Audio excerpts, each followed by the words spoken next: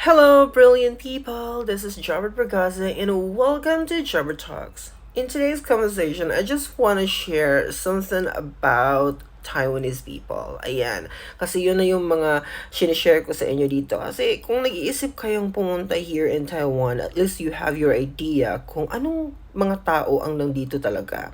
Kaya sinishare ko sa inyo yung mga personal experience ko talaga.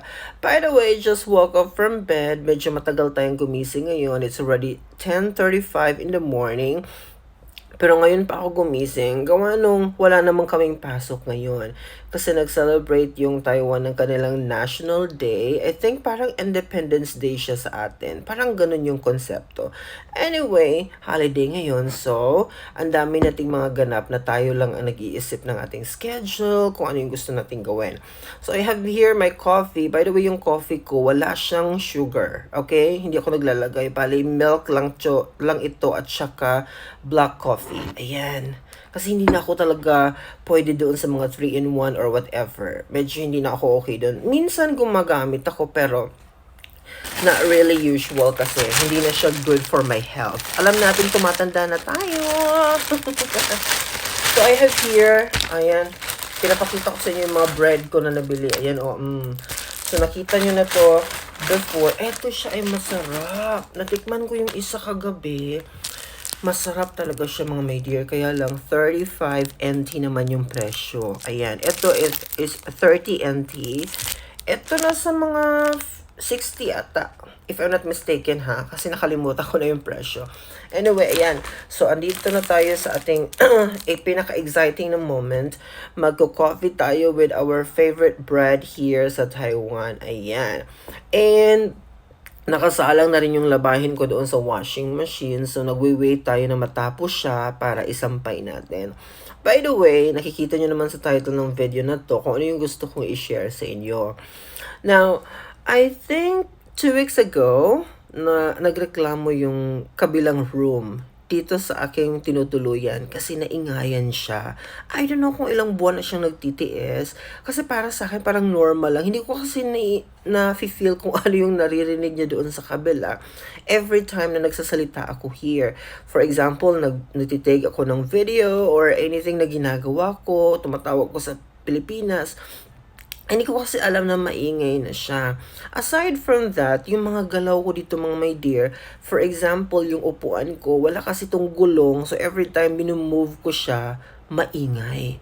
Kaya, tama nga naman, maingay talaga siya.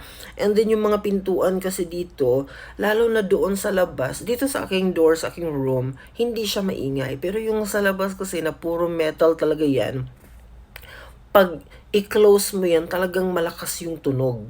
Kasi next to my room lang siya eh. So malapit kami dito sa entrance ng building, ng floor na ito. Kasi sa Taiwan kasi usually yung mga tinutuluyan namin, tatlo talaga yung pintuan dyan. Isa doon sa pinakababa, tapos merong sa floor ninyo na pintuan, tapos yung pintuan mo sa room mo talaga. So napaka-safe, 'di ba? Tatlong susi talagang hinahawakan mo. Hindi basta-bastang napapasok. So eto na nga. Una niyang nireklamo, kasi pangalawang beses niya akong nireklamo sa may-ari. Una nang nireklamo is yung maingay daw ako, para daw akong nag-video or whatsoever. Kasi before, kapag nagdi-discuss ako dito kahit 10 PM na, para akong walang neighbor. Like, sigaw ko lang sigaw. Parang ganun yung paggawa ko ng video before. So, hindi ko alam na naingayan na pala yung katabi kong room. So, ngayon, kasi hindi niya ida-direct yan eh. Usually, ganun yung nangyayari here. Hindi nila ida-direct sa'yo. Sasabihin niya yan doon sa may-ari ng building para yung may-ari ng building ang kakausap sa'yo.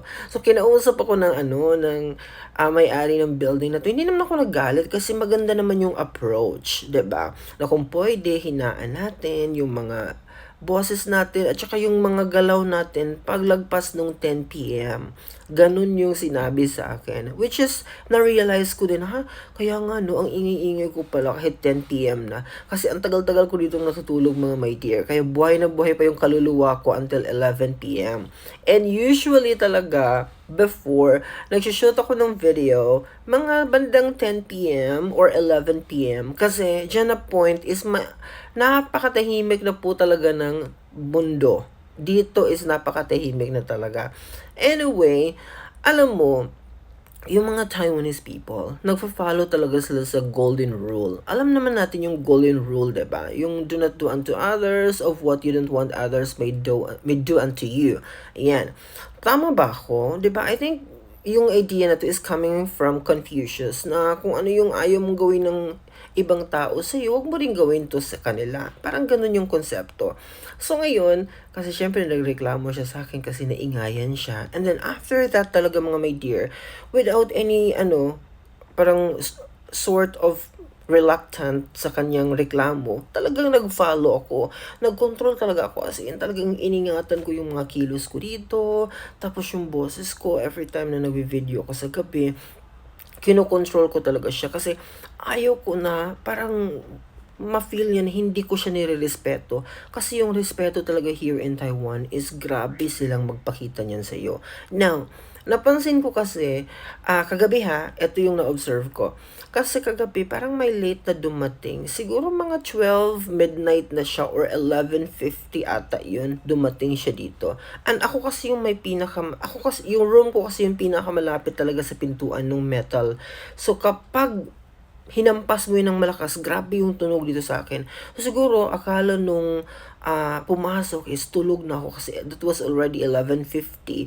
So parang sabi niya baka tulog na yung nandito na room. Napakaingat niya talagang sinarado mga my dear. As in, damang-dama ko talaga yung pag-ingat niya sa door na isarado siya. Parang ganun. Alam mo yung nafe-film. Tapos yung lakad niya sa kanyang mga paa, super ingat talaga. Doon ko na-realize ba na iba din yung mga Taiwanese people kapag sinasabi nilang, for example, huwag kang mag-ingay sa mga oras na to. Hindi ka masasaktan na i-follow siya. Bakit? Kasi sila mismo, nag-o-observe sila niyan. Pinapakita nila yan sa'yo. Pinaparamdam nila yan sa'yo. Ganon sila dito. For example, may mga kailangan kang isubmit na mga documents. Sa school ito na set up. Tapos late ka kasi ako mahilig ako sa 11th hour. Na-discuss ko na, na-share ko na yan sa inyo before. Alam mo yung ipapakita talaga ng mga kasama ko sa school na napaka-advanced nila. Kasi dito, 1 month before the event, 1 month before the activity, nagkakaroon na yun ng communication. Sinasabi na nila sa'yo kung ano yung role mo, ano yung trabaho mo, ganun dito. Kaya, hindi man nila direktang sinasabi sa'yo na ganito ang dapat mong sundin, pero pinapakita nila through action. Alam mo yung ang ganda ng feeling, 'di ba? Na marirealize mo kung ano yung dapat mong itama sa sarili mo. Kasi sila mismo ang nagpapakita niyan sa iyo na eto ang ginagawa namin, eto yung kultura namin. Hindi yung tulad sa Philippines na dakdak ng dakdak, salita ng salita, lalo na yung mga head natin, yung mga nagkukontrol sa atin, yung mga nakakataas na sinasabi ganito ang gawin mo pero hindi naman nila ginagawa. Yun ang pangit sa PH version. Dito kasi, mga dear, kapag sinabi nila yan sa'yo, talagang ginagawa din nila yan.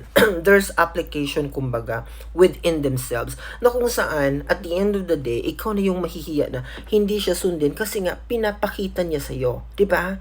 Ang ganda ng kulturang ganun, no? Hopefully, magiging part din yan ng sistema sa PH. Kasi dito parang, wow, napahanga talaga ako, napanganga talaga ako sa pinakita niya sa akin.